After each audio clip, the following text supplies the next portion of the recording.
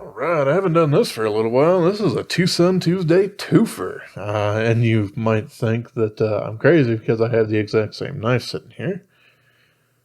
But they are a little bit different. We have a very aggressive clip point blade. And we have a little bit more of a round, almost like a large doctor's knife that you would find on like a penknife blade or something like that. These are from NightMorning Design, as you can see on the pivot collars here, and they are in 14C28N. This one, yeah, it's got a little bit of a, I wouldn't even call that a micro scratch at this point, but it's there nonetheless. Yep, that's in there. Well, that's okay. Yes. So yeah, they made this in, well, like I said, this is a clip point, but they call it the pointed, and this is the rounded edge variant of it. This one I stonewashed. I've also used quite a bit after the fact. I'll need to remove that tape glue and stuff afterwards. But yes, I've done my own aftermarket stonewashing on this guy here after the fact, just because, well, I felt like it. And hey, it's nice to actually have that contrast between the satin and the stonewash finish going on there. We can see on the front side we got TwoSun, so that is there and branded, which some people hate. I really don't mind it on any of the TwoSuns there. Yes. So, with the handle in mind, when I first was trying to pick these things up, I thought that this pattern in the titanium, that's luckily also on the back, so the back side isn't just plain, it matches it. I thought it was just kind of designed to look like a jigged bone handle. And it does a pretty good job of looking that way because you have the divots there and everything. But when I get them in my hands and look at them, they really do remind me of Art Deco design. If you're not familiar with that, you can take a look at architecturally the Chrysler Building and things like that. Just a very kind of a strange. Old school future kind of thing, like 50s future, but not quite the atomic kind of design. But yeah, it looks super nice that way. And hey, it's nice that they have them in a couple of different blade configurations. Both of them work pretty darn well, but I do kind of think this one is a little bit better for day-to-day utilities, as this one, the tip on it, it's not, yeah, it doesn't look incredibly fragile, but it is just a little bit smaller, so this one does seem to be just a little bit more comfortable, at least for me, for a lot of EDC tasks. So, well, I'll go ahead and set one of them aside so I can do some comparisons here. They basically have a 3.47 inch blade going on. I think one of these is 1 point off, so 3.76 instead of, or 3.46 instead of 3.47. But, you know, just right under that 3.5 inch range. So, yeah, they are actually, yeah, just right under that 3.5 inch range. So, I mean, in general, just kind of looking at them, they don't actually look super large. Like, they just don't really look, to me, like an aggressive, you know, you're in the lunchroom and someone's like, oh no, a weapon, or anything like that. These just kind of look, you know, fairly gentlemanly and nice. But yeah, let's go ahead and do some size comparisons here. So here we are with the 940, and yeah, it's pretty darn similar. About the K-Bar Dozier, and it's going to be a little bit smaller there in the blade. Spyderco PM2. Much more in the handle on the PM2 there, but pretty similar on the blade length. Here's the Kalashnikov 74. Also pretty darn similar. I think that's probably good for those kind of same size kind of knives. I do have some of the larger ones, like the Ontario Rat 1 and things like that, but yeah, they're going to be a lot larger. So, but yeah, something else kind of nice about these things is they're not very heavy. And a lot of that has to do with a lot of the jigged bone there. And we also have some skeletonization going on inside that we will cover once we open these guys up. But we do have a little bit of discrepancy here, just basically due to how much metal is in the blade here. So this pointy version here is 3.27 ounces, or 92.5 grams. And then the sheepsfooty guy here is 3.49 ounces, or 99 grams. So, not too bad. Basically, either way, this thing is at or just under that ounce and inch mark. So, hey, that's pretty darn good. Obviously, these handles are very, very neutral. They do get just a little taller out towards the back, but yeah, very comfortable. For a nice 4-finger grip there. The pocket clip on these things isn't the easiest thing to ever get in and out of the pocket. It does have kind of, as you can see, a singular point that it comes down to. And it works well for it nestling into specifically part of the jigged titanium going on there. But that also makes it really difficult to shove into your pocket. Works a lot like a lot of Mazwan Mokhtar's recent pocket clips that also kind of have that singular point there in the middle, and that makes it pretty difficult to actually get it in there.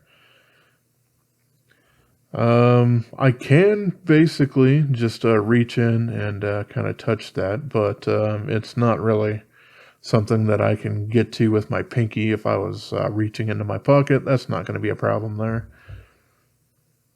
But yeah, the same is basically, it carries over on both of them. So yes, there is definitely that going on there. Also, I do want to mention, I basically got these guys right around the same time. And one of them, and I don't remember which one, I ended up picking up from Mr. OCD for EDC. This was the sticker that came along with it. Basically, he had one up for sale that I picked up from one of his videos, and I think even before it got here, I won a bid on the other variant. So, yeah. I've seen a lot of people do some really, really interesting and nice-looking titanium anodization with these guys. At some point, I do kind of want to play around with doing a flame-style anodization, or you know, the heat type, the one that kind of looks like weird, crazy lightning and things like that. But I'll have to at some point probably get to a hardware store, because I do need a propane torch and probably some ferric chloride or something like that to douse it in. But, you know, it's something that I do plan on doing in the future. So, I will go ahead and set one of these guys aside here, because I don't really need to take both of them apart. They look exactly the same on the inside. I don't need to take the pocket clip off, as that is just screwed into the scale there. That does make them very simple to disassemble. Just a couple of screws and you're in. We can see these have the smaller pivots. These are 4 millimeters instead of 6 millimeters that most TwoSuns end up using there. These are also the same size that Max Chachuk uses on a lot of his designs. large and small for whatever particular reason, but he does. So yeah, we got a little bit of the smaller thing, the pivots going on in there. We do have the what's the word I'm looking for? The blade stop pin is mounted in the blade, so that's nice. And of course, we do have that reverse detent ramp going on there. Just a little tiny bit of a back spacer, but you can see that we do have skeletonization going on the inside of these, and that definitely helps towards getting it to that ounce and inch mark. So that was pretty darn cool. At least I think so. This one, yeah, back when I was kind of managing a cutlery shop, we had some pretty shitty knives from, I think it was United Cutlery, that kind of reminded me of this a little bit. Now, obviously, those were very, very cheap knives. I don't remember if they were from Fury or Super Knife or another one of those really terrible brands that you really don't necessarily want to own any knives from. But yeah, this is just a nice version of one of those things. These things on the front here, obviously they are screwed in, so you can remove those, and hey, you can anodize them differently than you do the normal scales there. But overall, these are pretty darn good for, I would say quite a bit that they are gentleman style knives, but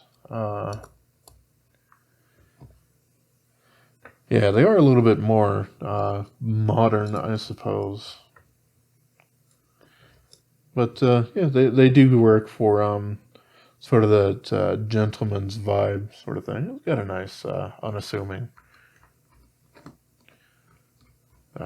look to them. So, like I said earlier, you could probably pull these out in the lunchroom and not really have to worry about anyone going absolutely crazy on you, thinking that you're pulling a weapon out on somebody.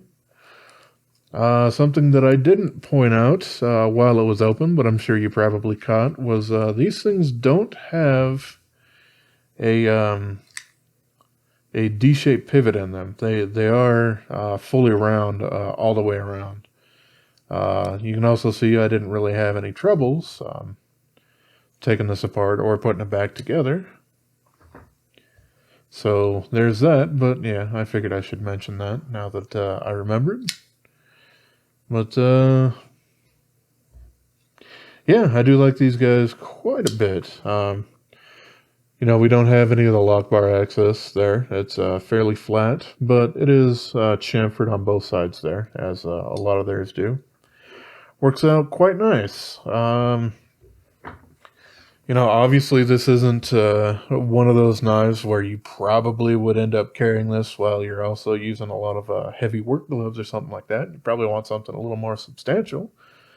But for a lot of EDC tasks, these things are pretty darn good. And the jigged design going there on the front really offers a lot of texture. And they're not, you know, everything's kind of knocked down. You don't have anything that's super sharp, but it's enough to grab a hold of you. So, yeah, these things are quite nice. They still do sell them fairly regularly. I don't think there's any listed at the time that I'm recording this, but, you know, we are basically right in the middle of the Lunar or Chinese New Year, so, you know, that a lot of stuff is all kind of up in the air for these.